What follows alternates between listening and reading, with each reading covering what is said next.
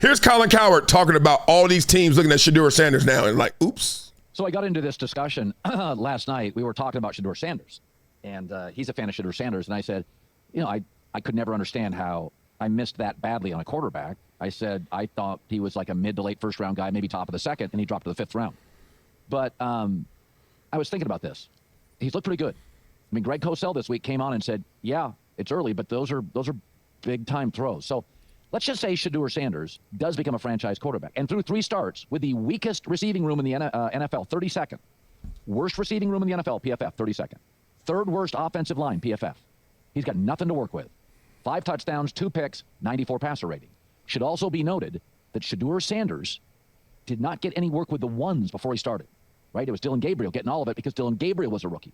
So he's got the 3rd worst O-line in the league, the worst wide receiving room in the league, did not work with number ones, and yet 8 of the top 12 teams drafting currently in the NFL, at the top of the draft board, are desperate for a quarterback. And people thought Shaduer, NFL GM said, hey, he's a little immature. I agree. He's not serious enough for my taste. So I think the NFL wanted to send sort of a message. Straighten up, young man. I'll say it again. 5th round. Every team in this league passed on him at least 4 times. Do you realize with the worst receiving core in the league and the 3rd worst offensive line, since becoming a starter, Shaduer is the best rookie quarterback in the league. Total yards, total touchdowns, big plays, passing yards and attempts. He's the best rookie quarterback since he got the start. Again, not much around it. So some of these NFL teams, I think, said, we're just going to send a message. He thinks he's a celebrity. I kept saying he's the most accurate college quarterback in the sport's history. He moves pretty well. He's a big play guy. And I don't know if he's going to be a franchise quarterback. I don't know. But I know what I'm watching, and I know what he has to work with. Now, I like Stefanski a lot. But it is interesting. Anytime, go look at the draft order right now. 8 of the 12 teams at the top could use a quarterback. And everybody passed on him. And it's not like they passed on him. Like, you can say, well, Brock Purdy. Brock Purdy was reckless and small. He was not viewed by a single GM I talked to as a top 4-round quarterback. Some liked him late 5th, 6th. There's a reason he dropped. And if he didn't have Shanahan and Kittle and McCaffrey, my guess is we wouldn't be talking about Brock Purdy every Sunday or every other Sunday. Shadeur's got nothing to work with. Shanahan is viewed as a higher grade coach than Stefanski. I like both a lot. But it is pretty fascinating. In a league desperate for a certain position, 8 teams minimum need one, if not this year, in 2 years.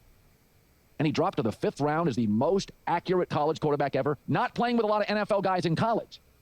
Blah, blah, blah. Boy, did he drop some jewels right here. So we going to unpack that a little bit. Because the one thing I learned and love about doing media is this.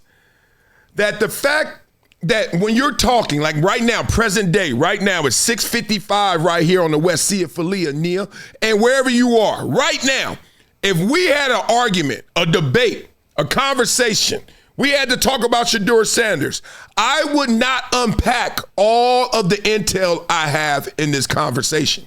I would have to synthesize it. I would have to put it in proper sequence. And hopefully to win the argument, I would have to prioritize the things that matter most. But that's the whole beauty of human communication. You got to be sophisticated. So when you talk about Shedeur Sanders, what we always miss is the other part. So this was amazing because he brought the objective analysis. He's like, shut all that talk up. Look at these numbers. Stop playing with me, Shaduer. If I could be Shaduer. What? One. Okay. Of all the rookies since he became a starter. Why is that important? Because now we can cut through all the talk of Marcellus said this and that made sense, but he didn't say this. And every time you have a question or you got something to say about him critical, somebody always going to retort. Somebody always going to come back, what about this? What about this? What about this? And you can do that all day long, even in Colin's analysis. 8 of the 12 teams at the top need a quarterback and they passed on him 4 times.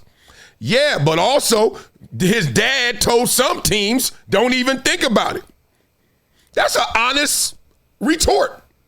He said, don't even think about it. Some of the interviews, supposedly, he didn't even take or didn't even care about.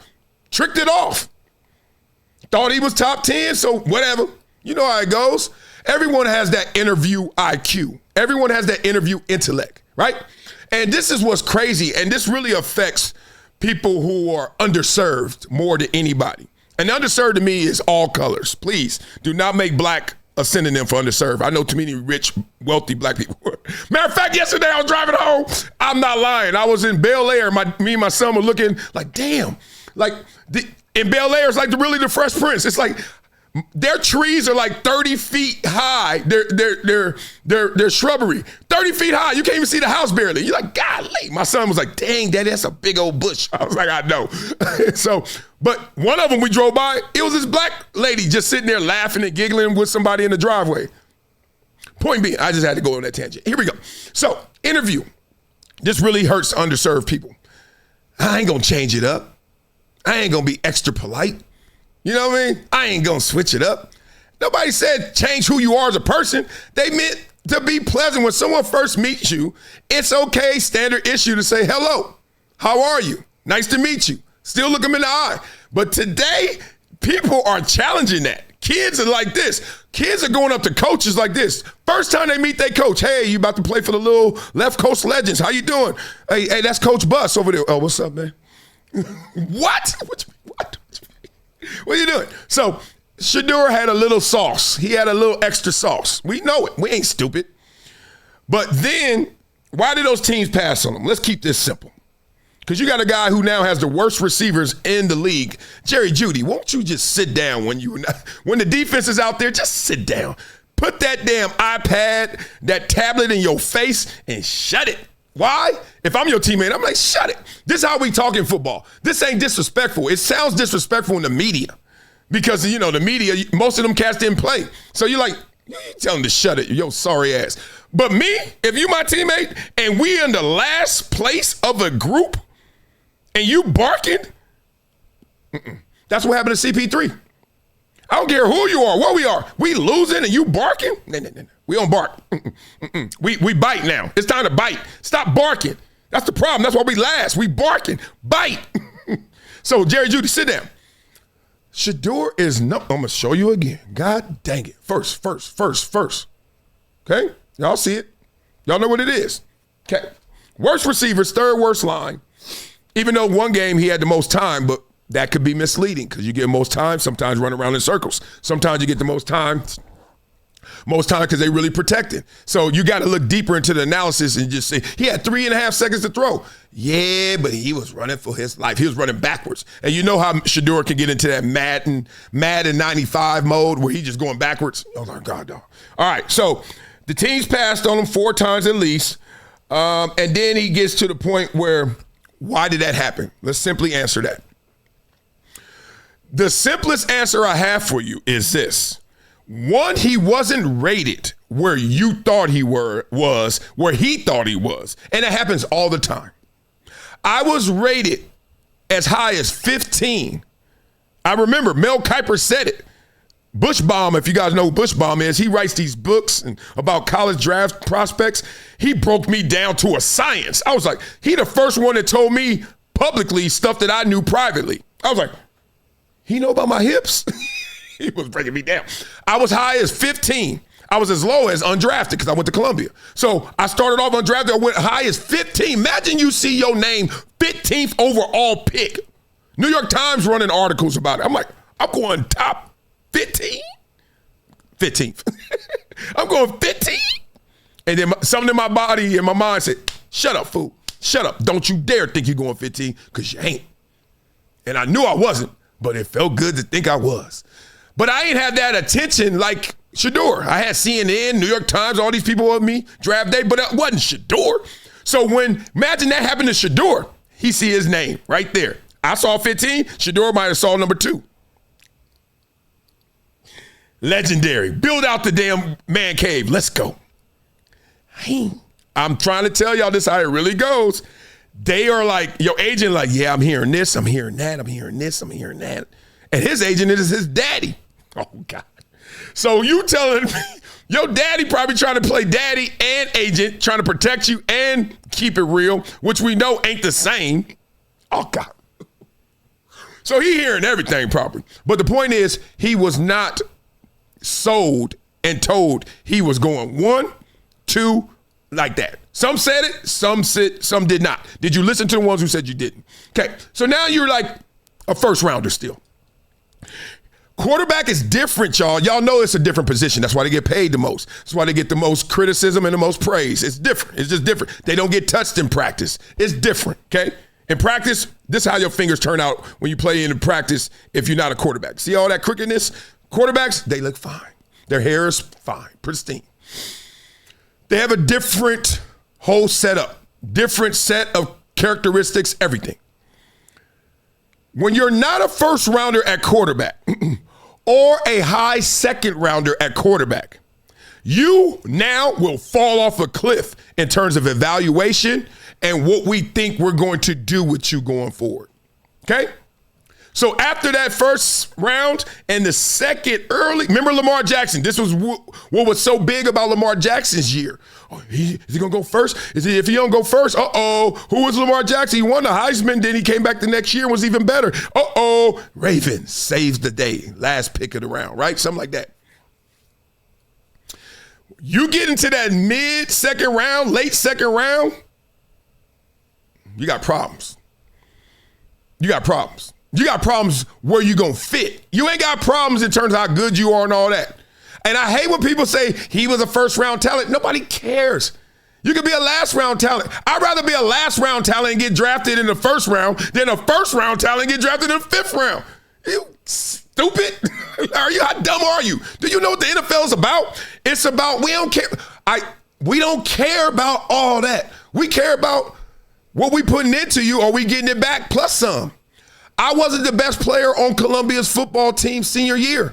It was another kid, Rory Wilfork, one of my best friends. He was better than me. He ain't looked the part like me. I'm 6'4", 270, muscles everywhere, running fast as hell. They drafting that. He was 6'1". They knew he had fake weight. He 220, 240.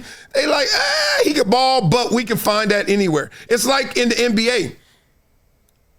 You got to be 6'3" to even be mostly, right? Well, you need a 3-and-D guy. He got to be 6'6". Like, they ain't even tripping. It's a 6-foot guy that can do it, but, move, Bronny James. Like, you know what I mean? Oh, your daddy got you? Okay. When he gone, you gone. You know how it goes. It's just being real, y'all. Anyway, so you get drafted. First round, gone. Second round, please. Oh, that's gone. Now they don't look at you as a starter. Whatever their situation is, they thinking of other people. I don't care what it is, and they could be wrong, and they are wrong a lot, but they are thinking that. So you come in the fifth round, fifth, sixth, and seventh round are rounds that are almost and sometimes worse than going undrafted. You'd rather go undrafted than go fifth, sixth, seventh. I tell you why. The money ain't that crazy where it's like, I get that dough. But you know what is crazy? You at the bottom of the depth chart in somewhere that they didn't really think about you. You're an afterthought. Whereas if you undrafted, you don't get the money, but you get to go exactly where you think you can go and succeed. So imagine if Shedeur wasn't in Cleveland. Because when you get to Cleveland, you got Deshaun Watson, who is the most fully guaranteed quarterback in contract history. You got Joe Flacco. You had Kenny Pickens, who they traded for. Who wants? I'm telling y'all, straight up, lie detector test. Shaduer, you want to go there? Hell no. Nah. One is Cleveland, but two, if Deshaun plays good, you ain't beating him out ever. If Flacco plays good, you only gonna beat him out after a year, after they get all they can out of his old ass. If it's Kenny Pickens, you got a shot, but that's an uphill battle still. And they drafted in the third round before you? Hell no. He ain't going there. So undrafted, he would have been in a better position. What team? I don't know. New Orleans for a minute there? I don't know. You know? He might have went to Tennessee and beat out Cam Ward. Cam, boy. That's the tough part about going number one overall. Watch what you wish for. You go somewhere, it's suspect, right? Take all your good football away from you. Peyton Manning as well. It happens. So, Shedeur is now in that position. He's stuck in a room where it's four dudes slotted ahead of him no matter what. I'm not talking about better. Shut up. I said slotted.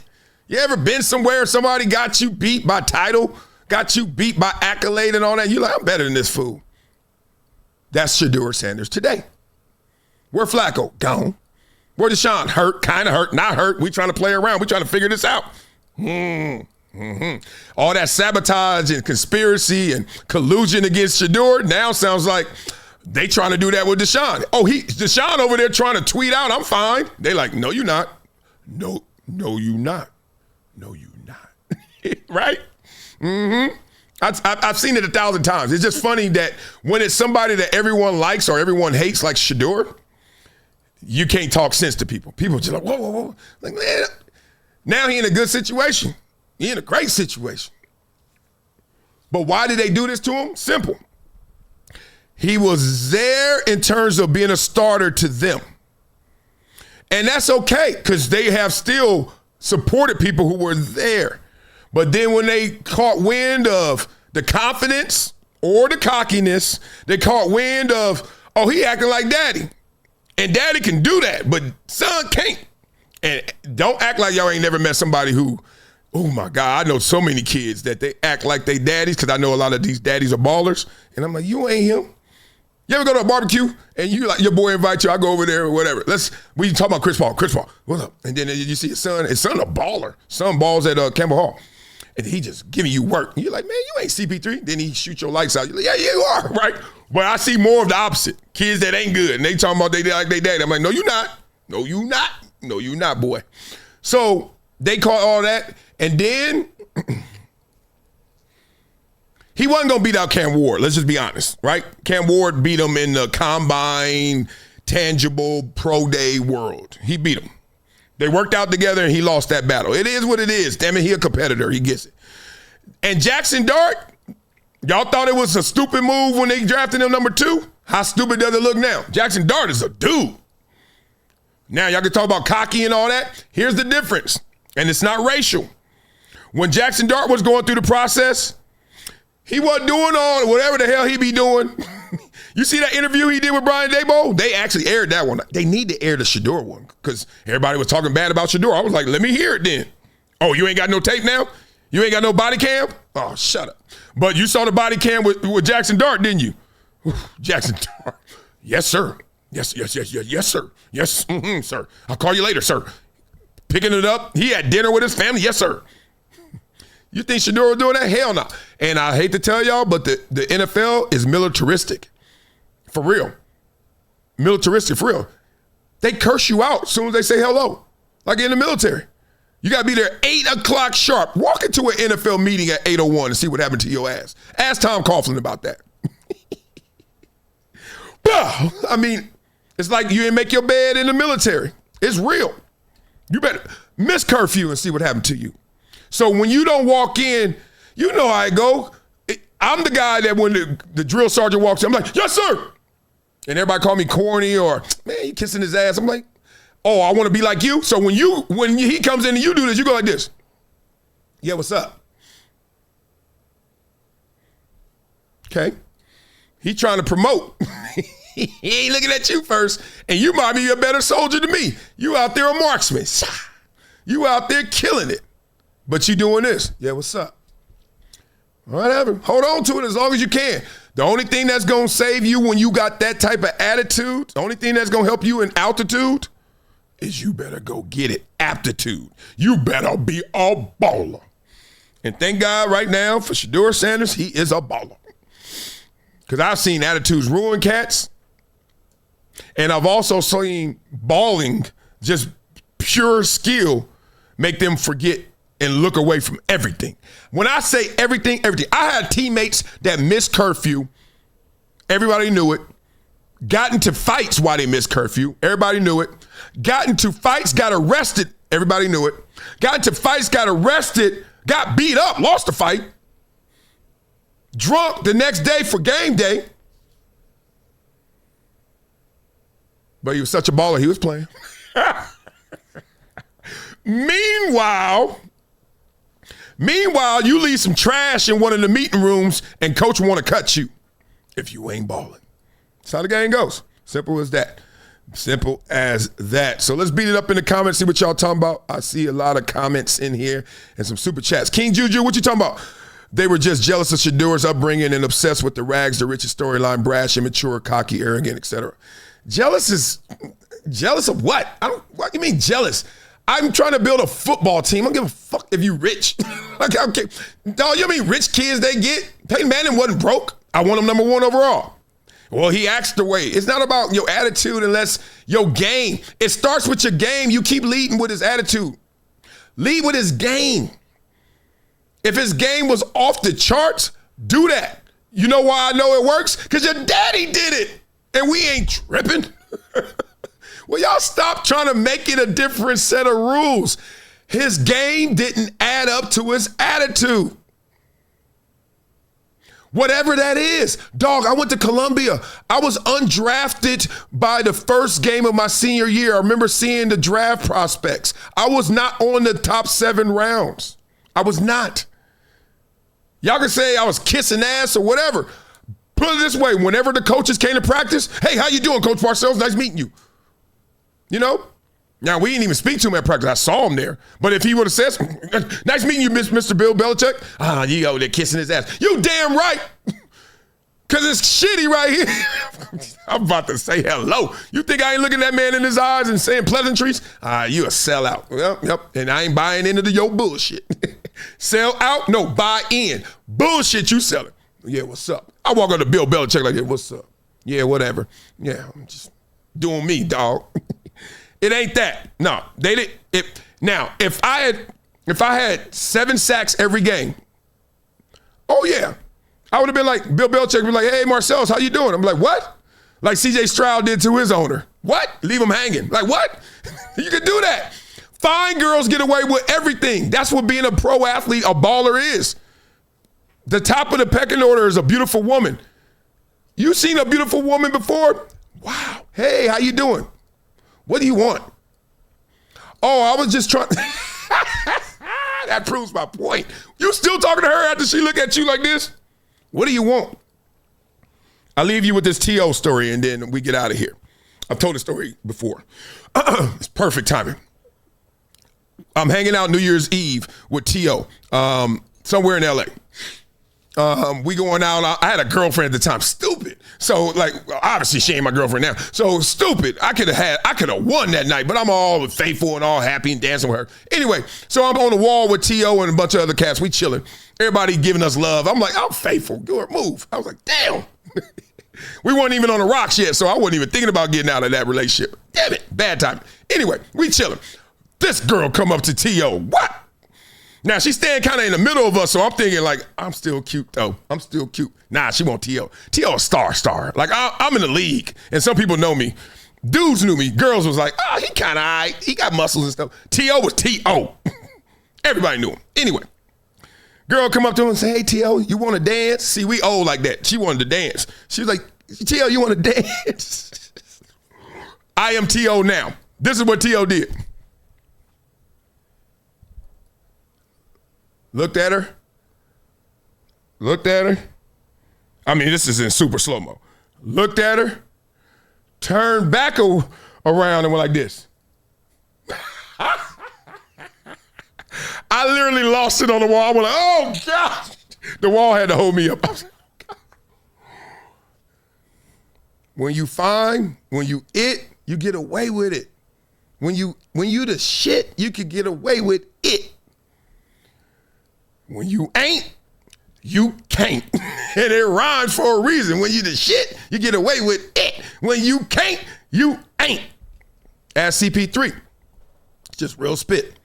All right, beat up in the comments what y'all talking about. Damn, that's cold. I mean, it's cold, but it's fair. You know how many times women have been like this? Guys be like, hey, how you doing, man? Nice to meet you. Oh, we're going to do a topic on that. Speaking of that, I'm going to do a topic today. Stick with me. And the girl's like this. She with her own girls like, oh, look at him trying to holler, move.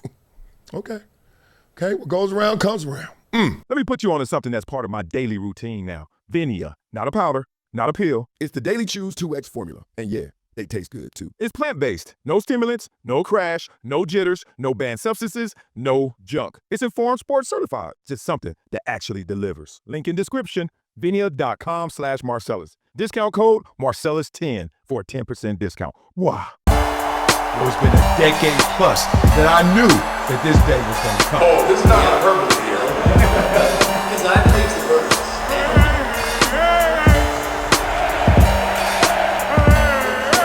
Time to hydrate. Hydration situation. So